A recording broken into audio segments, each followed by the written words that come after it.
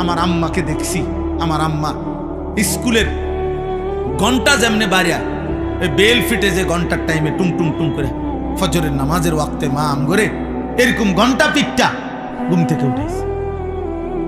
আমরা 5 ভাই 3 বোন ছিলাম, 8 জন ভাই বোনকে মা উঠাইত, 8 জন ভাই বোনকে মা ফজরের নামাজ পড়াইত। আমার মায়ের বয়স এখন 75 বছর, এখনো আজকের এই দিনও মা আমার বাসায় আছে। এখনো আমার আম্মা আমগরে জিগায়, ফুত নামাজ পড়ছিল, নামাজ পড়ছিল। আমার মা আমার এই জীবনে, আমার ওয়াজের এই জীবন আলহামদুলিল্লাহ প্রায় 21 বছর। এই 21 বছরে শত শতবার আমারে মা এই 2 কথা বারবার বলে। এক হলো ফুত নামাজ পড়ছিল, আর মা প্রায় বলে, সবসময় বলে, ফুত চাইও, কতখানে যাও মানুষের লোকের টাকা পয়সা লইয়া ঝামেলা করো। এই কথা আমারে মা বহুবার